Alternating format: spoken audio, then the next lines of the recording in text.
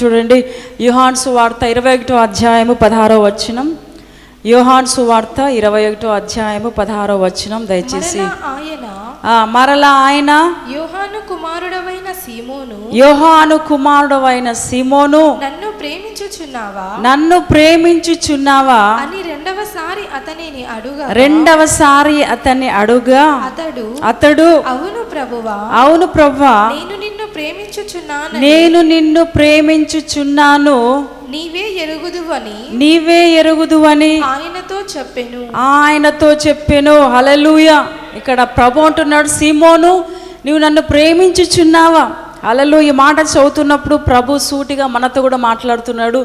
నిజంగా నువ్వు మనం ఆయన ప్రేమిస్తున్నావా? ఇందాక మనం చదువుకున్నాం కదా 16వ వచనంలో. నిజంగా మరలా ఆయన యోహాను కుమారుడు అయిన సీమోను నన్ను ప్రేమించుచున్నావా అని రెండవసారి అతనిని అడుగా అతడు అవును ప్రభువా నేను నిన్ను ప్రేమించుచున్నానని నీవే ఎరుగుదువని ఆయన వద్ద చెప్పెను. ఆయన నా గొర్రెలను కాయుము అని చెప్పెను. మూడోసారి ఆయన యోహాను కుమారుడైన సీమోను అలలో ఎన్నిసార్లు అడుగుతున్నాడు? 3 సార్లు అడుగుతున్నాడు. సీమోను పేతురు నువ్వు నన్ను నిజంగా ప్రేమిస్తున్నావా అంటే ఎందుకు ఇన్నిసార్లు అడుగుతున్నాడు అంటే ఆయనలో అంతగా దేవుని మీద అంటే ప్రేమిస్తున్నాడు, కానీ అంత ఎక్కువగా ఆయన ప్రేమించలేదు. అందుకే అంటున్నాడు మూడోసారి ఆయన యోహాను కుమారుడైన సీమోను నన్ను ప్రేమించుచున్నావా అని అతన్ని అడిగాడు. నన్ను ప్రేమించుచున్నావా అని మూడోసారి నన్ను అడిగినందుకు పేతురు వ్యసనపడి అలలు ఏమయ్యాడు? ఇక్కడ పేతురు విసుగు పొందాడు. ఎందుకు ఎన్నిసార్లు అడగాల? నాకు తెలుసు కదా నేను ఎంతగా ఆయన ప్రేమిస్తున్నాను. అలలు ఈరోజు ఇక్కడ మనం జాగ్రత్తగా చూసినట్లయితే దేవుని ఎవరైతే ప్రేమిస్తారో వారిలో వ్యసనపాటు ఉండదు, తొందరపాటు ఉండదు, విసుగు ఉండదు.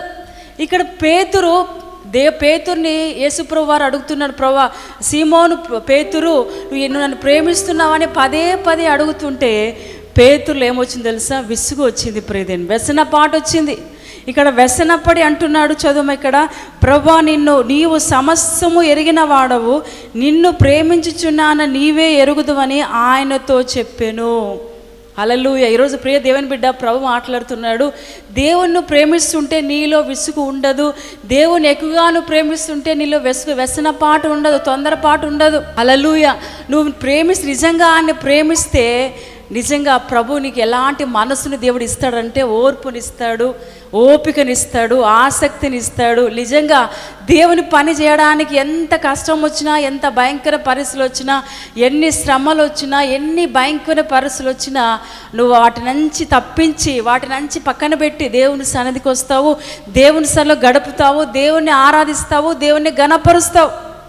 ఇక్కడ పేతుర్ని అడుగుతున్నాడు, ప్రభు నువ్వు నన్ను ప్రేమిస్తున్నావు అని ఎందుకు అడుగుతున్నాడో తెలుసా? ఇక్కడ పేతురు ఎలాంటి మనసు ఉందంటే వ్యసనపాటు ఉంది, విసుగు ఉంది. హల్లెలూయా. ఈరోజు చాలామంది ప్రియ దేవుని బిడ్డ, చాలామందికి మన జీవితంలో కూడా విసుగు వస్తుంది కొన్నిసార్లు పదే అడుగుతున్న పదే దేవుని మాటలు చెప్తున్నప్పుడు పదే మాటలు దేవుని మాటలు సేవకులు చెప్తున్నప్పుడు తెలిసిన మాటలు పదే చెప్తున్నప్పుడు కొన్నిసార్లు మనకు కూడా విసుగు వస్తుంది. ఇది విన్నాను కదా, చాలాసార్లు చెప్పారు, విన్నాను ఈ మాటలు, ఈ వాక్యం ఎన్నోసార్లు విన్నానని కొన్నిసార్లు మనలో కూడా విసుగు వస్తుంది. అందుకే ప్రభు అంటున్నాడు ఇక్కడ పేతురులో ఆయన గమనించింది ఏంటి, ఆయన చూసింది ఏంటంటే విసుగు చెందుతున్నాడు. యేసు ప్రభు వారు సర్వ సృష్టికర్త అయిన దేవుడు, సృష్టిని కలగజేసిన ప్రభువు అడుగుతుంటే ఇక్కడ పేతురులో విసుగు వచ్చింది. ఈరోజు ప్రియదేని బిడ్డ సేవకులు అడగొచ్చు, నువ్వు బైబిల్ చదువుకున్నావా, రోజు వాక్యం చదువుకున్నావా, ప్రార్థన చేసుకున్నావని పదే అడుగుతుంటే కొన్నిసార్లు మనకు కూడా ఏమొస్తుంది? విసుగు వస్తుంది. ఎందుకు అడగాలి ప్రతిసారి? ఎందుకు అడగాలి?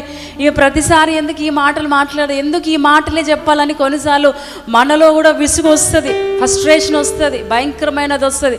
అలాంటప్పుడు మనం ఏం చేయాలి తెలుసా? దేవుని సన్నిధిలో ఎప్పుడైతే ఆయన మీద ఆధారపడతామో నిజంగా దేవుడు గొప్ప కార్యాలు జరిగిస్తాడు ప్రియదేని బిడ్డ. అందుకే చూడండి యోహాను సువార్త 21వ అధ్యాయము, ఇంకోసారి చదువుదాం. యోహాను సువార్త 21వ అధ్యాయము 16వ వచనం చూడండి. మరలా ఆయన యోహాను కుమారుడైన సీమోను నన్ను ప్రేమించుచున్నావా అని రెండవసారి అతని చాలా ఇక్కడ అడుగుతున్నాడు. ప్రభు అంటున్నాడు యేసు క్రీస్తు ప్రేమించే వ్యక్తి మొదటిగా మనం చూస్తే ఆయన మాటలను వింటాడు. జాగ్రత్తగా గమనించండి. ఇక్కడ పదే పదే సీమోనుతో అడుగుతున్నాడు. అయితే సీమోను పేతురు ఏమంటున్నాడు తెలుసా? విసుగు వచ్చేసింది, వ్యసన పడుతున్నాడు. అయితే యేసు ప్రభువును ప్రేమించే వ్యక్తులు ఏం చేస్తారు తెలుసా? దేవుని మాటను వింటారు. హల్లెలూయా. ఏం చేస్తారు? దేవుని యొక్క మాటలు వింటారు. వారు ఎన్నిసార్లు చెప్పినా, ఎన్నిసార్లు బోధించినా, ఎన్నిసార్లు వాక్యాన్ని విత్తినా వాళ్ళు ఏం చేస్తారంటే తప్పకుండా ఆ మాటలు విని ఆ మాటల ప్రకారం వారు హృదయంలో భద్రపరుచుకుని ఆ మాటల ప్రకారం జీవిస్తారు. ఇక్కడ పేతురు ఏం చేసి తెలుసా? యేసు ప్రభువును ప్రేమిస్తున్నాడు, అందుకే ఆయన మాటలు వింటున్నాడు. కింద మనం చదువుదాం చూడండి, 18వ వచనం చూద్దాం. 18వ వచనం, యేసు నా గొర్రెలను మేపుము, నీవు యవనుడనై ఉండినప్పుడు నీ అంతట నీవే నడుము కట్టుకొని నీకిష్టమైన చోటికి వెళ్ళుచుంటివి. నీవు ముసలివాడవైనప్పుడు నీ చేతులు చాచుదువు, వేరొకడు నీ నడుము కట్టి నీకిష్టము కాని చోటికి నిన్ను మోసుకొని పోవునని నీతో నిశ్చయముగా చెప్పుచున్నానని అతనితో చెప్పాను. 19వ వచనం, అతడు ఎట్టి మరణం వల్ల దేవుని మహిమ పరచును దాన్ని సూచించి ఆయన మాట చెప్పెను. ఇట్లు చెప్పి నన్ను వెంబడించుమని అతనితో అనెను. హల్లెలూయా. ఎంత అద్భుతమైన విషయం ప్రియమైన బిడ్డ. నిజంగా పేతురులో చాలా డౌట్స్ ఉన్నాయి, అనుమానాలు ఉన్నాయి. దుడుకు పేతురు అని ఆయన పేరుకు ఆయన గురించి మాట్లాడుతుంటాం. దుడుకు తొందర ఎక్కువ ఆయనకు. అందుకే యేసు ప్రభువారు అంటున్నాడు, పేతురు నీకున్న పరిస్థితి, నువ్వు ముసలివాడు, నువ్వు యవనస్తుడిగా ఉన్నప్పుడు నడుము కట్టుకొని నువ్వు పని చేస్తున్నావు, నీ బలం ఉన్నప్పుడు నువ్వు పని చేస్తున్నావు. అయితే ముసలివాడైన తర్వాత నిన్ను ఇతరులు ఏం చేశారంట? ఇక్కడ చూద్దాం. అతడు చూడండి, నీవు ముసలివాడవైనప్పుడు నీ చేతులు నీవు చాచుదువు, వేరొకడు నీ నడుము కట్టి నీకిష్టము కాని చోటికి నిన్ను మోసుకొని పోవునని నీతో నిశ్చయముగా చెప్పుచున్నానని చెప్పాను. అలా నువ్వు బాగా బలం ఉన్నప్పుడు, యవనస్తుడిగా ఉన్నప్పుడు నీవు నడుము కట్టుకొని నీకున్న బలానంతటి కూడా పనిచేసి, అయితే నువ్వు ముసలివాడైనప్పుడు నువ్వేమి చేయలేవు. నీ చేతులు చాపుకొని ఉంటే ఇతరులు నడుము కట్టి నీకు ఇష్టం లేని చోటికి తీసుకువెళ్తారు. హల్లెలూయా. అంటే నీకు నచ్చిన విధంగా నువ్వు జీవించలేవు. అందుకే ప్రభు అంటున్నాడు, చివరిగా వెళ్తూ ఒక మాట అంటున్నాడు, పేతురు నీవు నన్ను వెంబడించు అని అంటున్నాడు. చప్పట్లు కొడుతూ ప్రభుని గణపరుద్దాం. ఇక్కడ అంటున్నాడు, పేతురు నీవు నన్ను వెంబడించుము. హల్లెలూయా. నిజంగా ప్రభు మాట్లాడుతున్నాడు. ప్రియమైన బిడ్డ, ప్రభు మనసులో, ప్రభు హృదయంలో ఒకే ఆలోచన ఉంది. వారి శిష్యులందరినీ, అక్కడున్న జాలర్లు వీరందరూ ఏం చేసేవాళ్ళు? పేతురు, యాకోబు, వీళ్ళందరూ, యోహాను, వీళ్ళందరూ ఏం చేసేవారు? చేపలు పట్టే వృత్తి గలవారు. చాలా బిజీగా ఉంటారు చేపలు పట్టే పనిలో. అయితే వారందరినీ పిలుస్తున్నాడు ప్రభు. ఏమంటే తెలుసా? నేను మిమ్మల్ని మనుషులు పట్టు జాలరుగా చేస్తాను. ఏమంటున్నాడు? మిమ్మల్ని నేను మనుషుల పట్టు జాలరుగా చేస్తున్నాను, కాబట్టి మీరు నన్ను వెంబడించండి అన్నాడు. ఎప్పుడైతే ఈ మాట విన్నాడో, నిజంగా పేతురు యేసు ప్రభును ప్రేమిస్తున్నాడు కాబట్టి వెంటనే ఆ దోణలను, ఆ వృత్తిని వదిలేసి యేసును వెంబడించినట్లుగా మనం చూస్తున్నాం. ఇక్కడ ఆలోచించండి. మొట్టమొదటిగా యేసుక్రీస్తును ఎవరు ప్రేమిస్తారో వారు దేవుని మాటలు వింటారు. జాగ్రత్తగా గమనించి, ఎవరైతే యేసు ప్రభువును ప్రేమిస్తారో వారు దేవుని మాటలు, యేసే మాటలు ఖచ్చితంగా వింటారు. ఈరోజు నువ్వు ప్రభు అడుగుతున్నాడు, ఒక ప్రశ్న వేస్తున్నాడు, నువ్వు యేసయ్యను ప్రేమిస్తున్నావా లేదా? నువ్వు యేసయ్య మాటలు వింటే నువ్వు యేసయ్యని ప్రేమించినట్టుగా. ఒకవేళ ఆయన మాటలు వినకపోతే నువ్వు ప్రేమించలేని లేదు. హల్లెలూయా.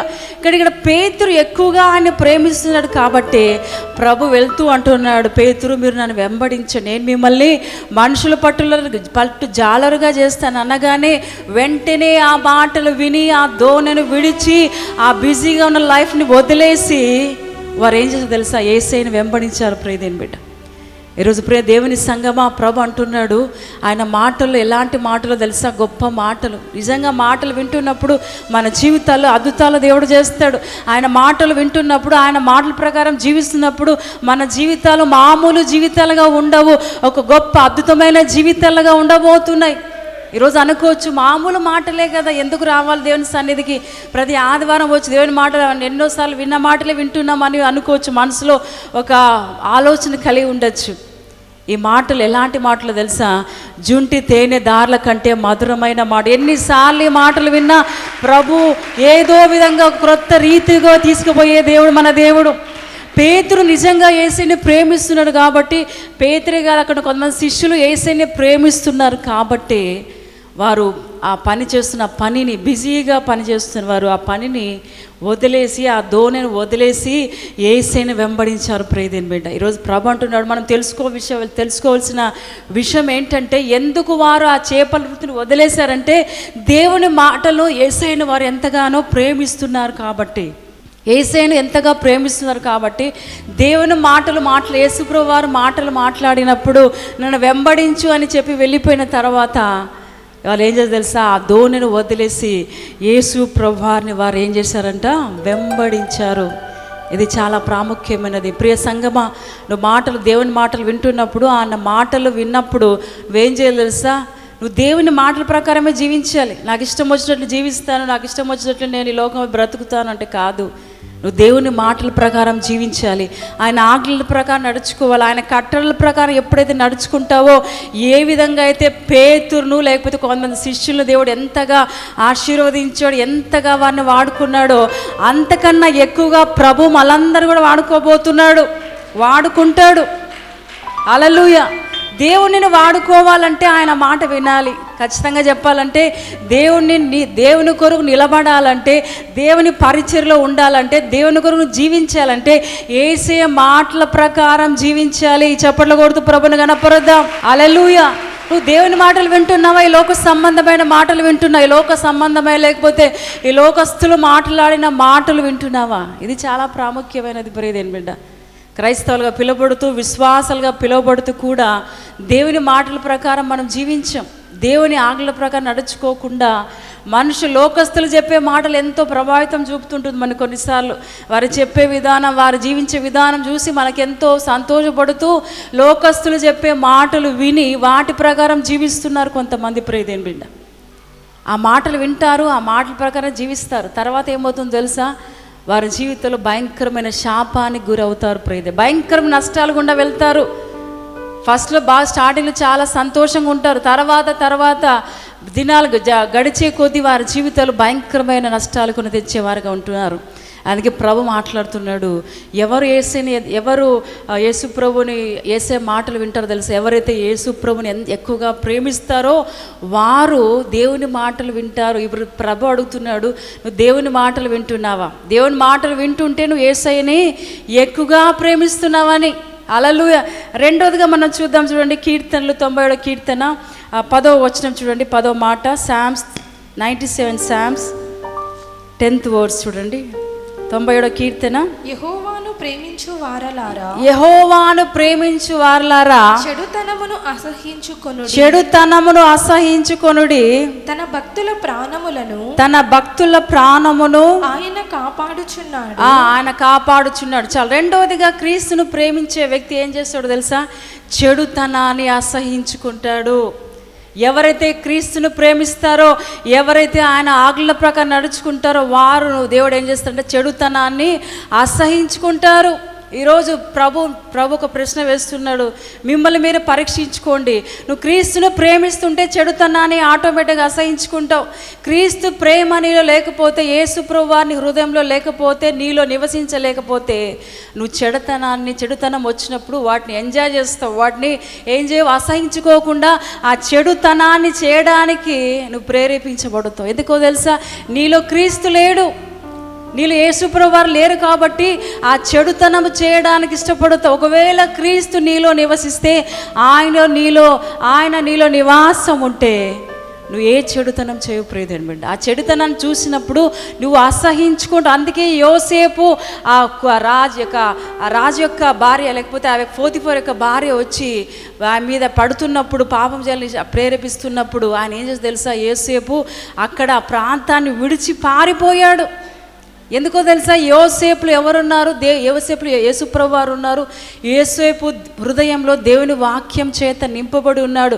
అందుకే ఆ చెడుతనాన్ని చూసి అసహించుకుని అక్కడి నుంచి పారిపోయాడు. ఈరోజు ప్రియ దేవుని బిడ్డ, ప్రియ దేవుని సంగమా, ప్రభు ఈరోజు మాట్లాడుతున్నాడు.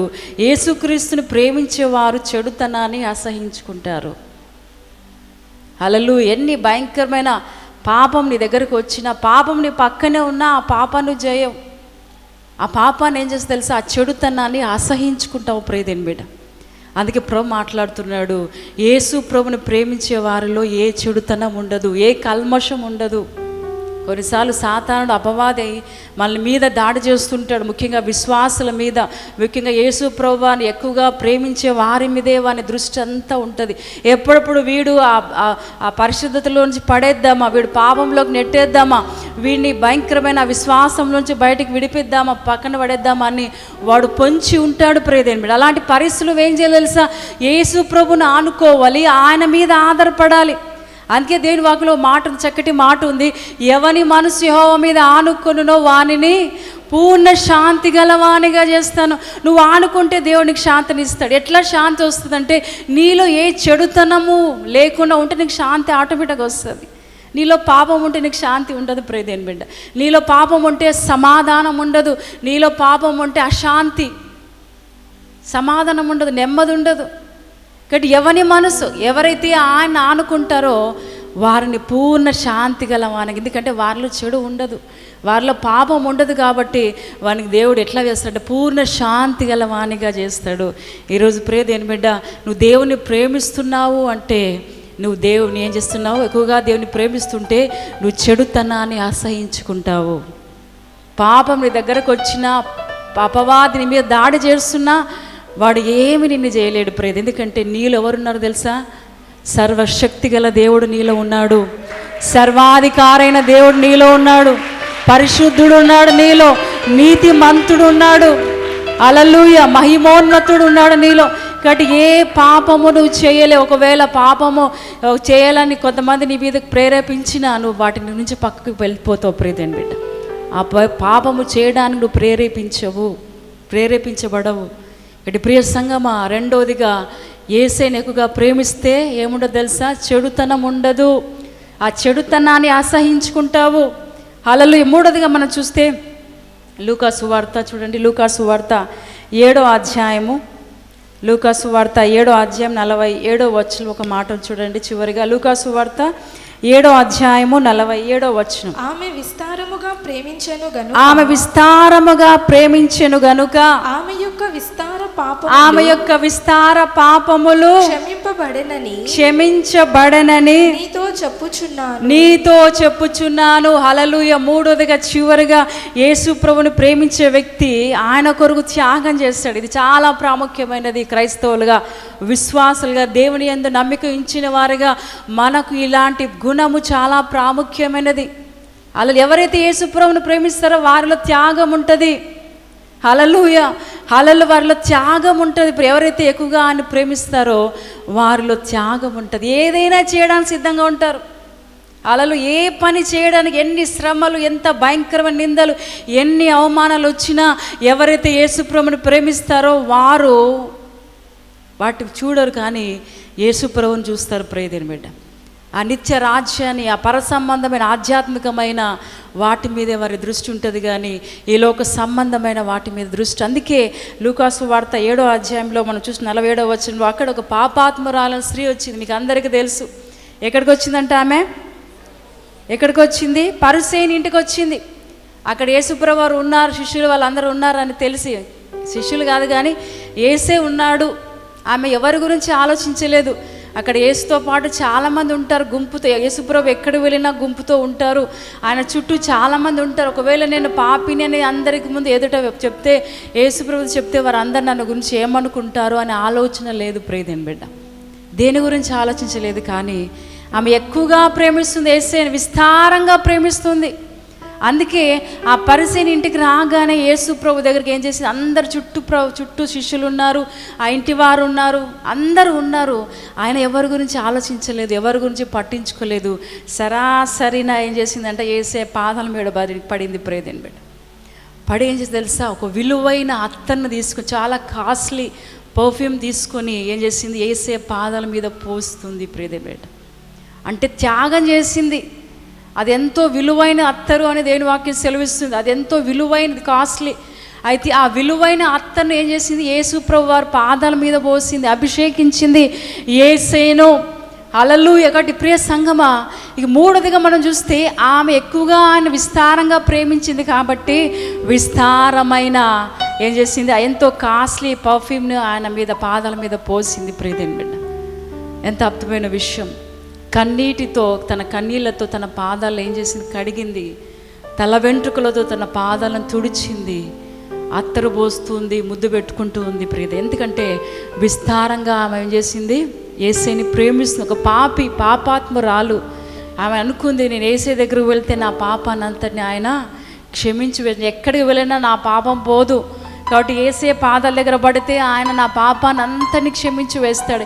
ఇన్ని రోజులు నేను చేసిన భయంకరమైన పాపాన్ని అంతటిని ఆయన కడిగి వేస్తాడు.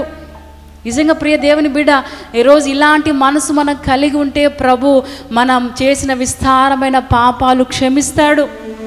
ఈరోజు నువ్వు అనుకోవచ్చు, నేను నన్ను ఎవరు క్షమించి, ఎందుకంటే నేను అంత భయంకరమైన పాపం చేశాను, దేవునికి విరోధంగా జీవించాను కాబట్టి ఏ దేవుడు ఏ శక్తి నేను చేసిన పాపాన్ని క్షమించలేరు. ఒకవేళ అనుకుంటే పొరపాటు. ప్రియదేని బిడ్డ, యేసు ప్రభు వారి దగ్గరకు వస్తే దేవుడు విస్తారంగా నేను ప్రేమిస్తాడు, నీ పాపాలని క్షమిస్తాడు. హల్లెలూయా. అందుకే ఈ పాపాత్మురాలు ఏం చేసి త్యాగంతో ఏం చేసింది, ఆ విలువైన అత్తర్ను తీసుకుంది. ఆమె ఏం చేసింది, తన పాదాల మీద పోస్తుంది. ఆడ చుట్టూన వారందరూ సనుగుతున్నారు, గొనుగుతున్నారు.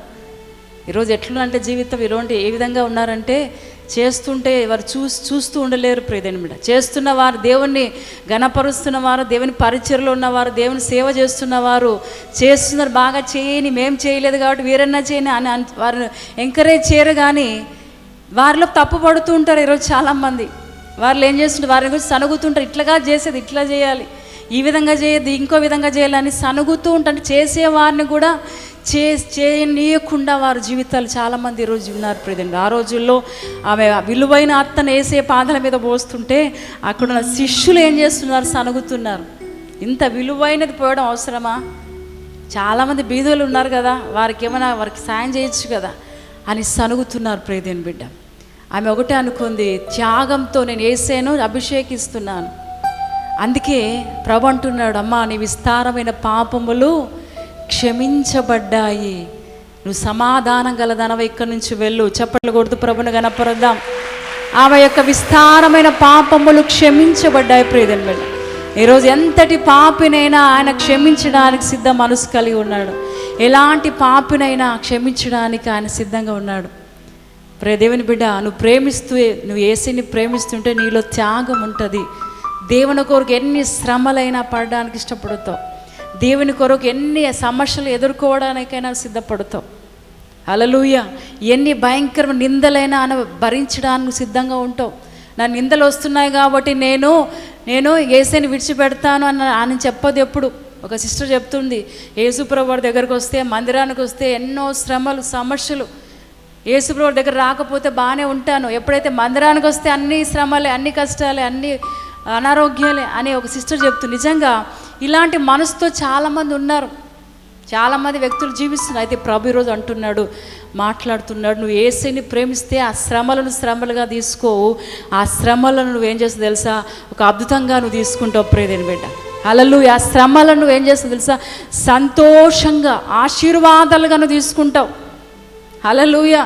అంటే ప్రియ దేవుని సంగమా, ప్రియ దేవుని బిడ్డ, మొట్టమొదటిగా యేసయ్యని ప్రేమించేవారు ఏం చేస్తారు తెలుసా, దేవుని మాట ఉన్నది ఉన్నట్టుగా జీవిస్తారు. ఈరోజు ప్రభు అడుగుతున్నా, నువ్వు దేవుని మాట వింటున్నావా?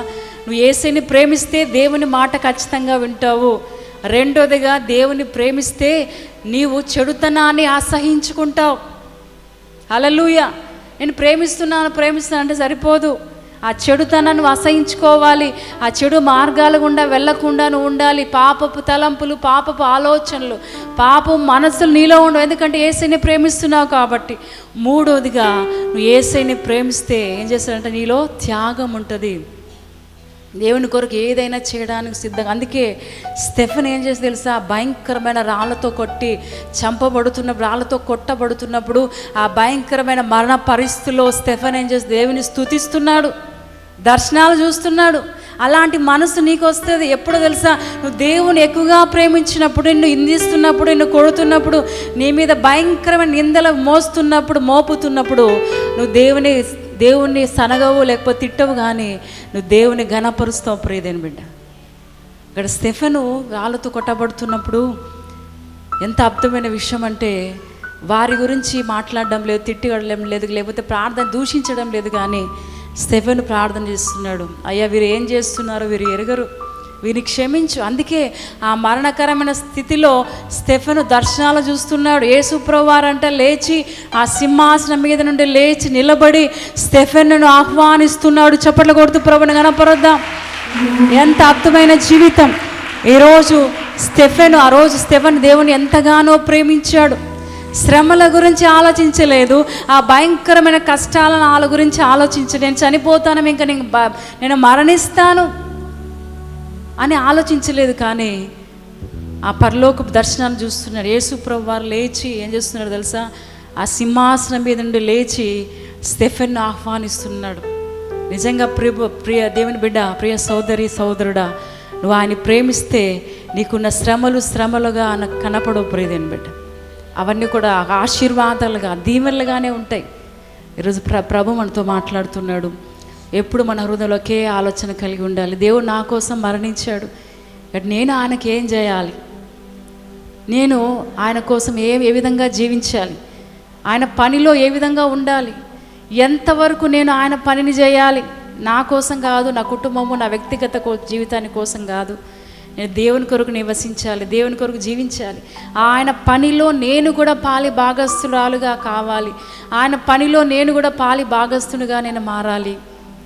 ఎప్పుడైతే ఇలాంటి ఆలోచన కలిగి ఉంటావో, నిజంగా ప్రభు నీ ఆలోచన ప్రకారమే దేవుడు నీ జీవితంలో గొప్పగా ఆశీర్వదిస్తాడు. ఆయన పని చేయడానికి ప్రభు నిన్ను ఏం చేస్తాడో తెలుసా, వాడుకుంటాడు. హల్లెలూయా. ఇక్కడ ప్రియదేవుని సంఘం అందరు కళ్ళు మూసుకుందాం, రెండు చేతులు ఆకాశం వైపు ఎత్తుదాం. ప్రియదేవుని బిడ్డ, ఉదయకాల సమయంలో ప్రభు మనతో మాట్లాడాడు. ఇది మామూలు వాక్యమే, చాలాసార్లు విన్నాం. ఆయన ప్రభు ఎందుకు పదే మాట్లాడుతున్నారు తెలుసా? యేసు ప్రభు అంటున్నారు, పేతురు నువ్వు నన్ను ప్రేమిస్తున్నావా? పదే అడుగుతున్నాడు, 3 సార్లు అడుగుతున్నాడు. పేతురు మామూలు జీవితం, ఒక మనిషిగా, ఒక నరునిగా ఉన్నాడు కాబట్టి ఆ మాటలకు వ్యసన పడ్డాడు, విసుగు చెందాడు. ఈరోజు ప్రభు మనతో అదే మాట ప్రభు నీతో అడుగుతున్నాడు. నువ్వు నన్ను ప్రేమిస్తున్నావా నా బిడ్డ, నా కుమారుడా, నా కుమార్తె, నువ్వు నన్ను ప్రేమిస్తున్నావా? పదే అడుగుతున్నాడు. ప్రియదేవుని బిడ్డ, నువ్వు ఆయన్ని ప్రేమిస్తే ఆయన మాటలు వింటావు, చెడుతనాన్ని అసహించుకుంటావు, త్యాగంతో నువ్వు జీవిస్తావు, త్యాగం చేస్తావు దేవుని కొరకు. ఎంతటి పనైనా, ఎంత భయంకరమైన పనైనా దేవుని కొరకు చేయడానికి ఇష్టపడుతావు. ప్రియదేవుని బిడ్డ, ఒకటి అందరు కళ్ళు మూసుకుందాం. నిజంగా ప్రభు మనతో మాట్లాడండి. ఒక చిన్న ప్రార్థన చేద్దాం. ప్రియదేవుని బిడ్డ, అయ్యా నేను కూడా నాయనా ఆ విధంగా తండ్రి నేను ఎక్కువగా ప్రేమించే బిడ్డగా నన్ను మార్చండి అయ్యా, విస్తారంగా నేను ప్రేమించే బిడ్డగా నన్ను మార్చండి అయ్యా. అందుకే విలువైన అత్తర్ని తీసుకొని ఆ పాపాత్మరాలు ఆయన పాదాల మీద పోసింది. ప్రియదేవుని బిడ్డ, ఒకటి ప్రార్థన చేద్దాం. అయ్యా నేను విస్తారంగా నిన్ను ప్రేమిస్తున్నాను అయ్యా, విస్తారంగా నిన్ను ప్రేమిస్తున్నాను. ప్రభు పదే ఎందుకు అడుగుతున్నాడో తెలుసా? ఒకవేళ ఇంకా నువ్వు ప్రేమించలేదేమో ఆయనని, ఎంత ప్రేమించాలో అంత నువ్వు ప్రేమించట్లేదేమో. అందుకే ప్రభు పదే నేను అడుగుతున్నాడు. ప్రియదేవుని బిడ్డ, ఒకటి మాటలు వింటున్న ప్రియదేవుని బిడ్డ, ఒక ప్రార్థన చేయి, చిన్న ప్రార్థన చేయి దేవుని సన్నిధిలో. ఒక చిన్న ప్రార్థన. దేవా నేను విస్తారంగా నేను ప్రేమిస్తున్నానయ్యా, ఎన్ని బాధలు వచ్చినా, ఎన్ని శ్రమలు వచ్చినా, ఎన్ని భయంకరమైన నిందలు నా మీద పడిన వచ్చినా నేను వాటికి భయపడినయ్యా.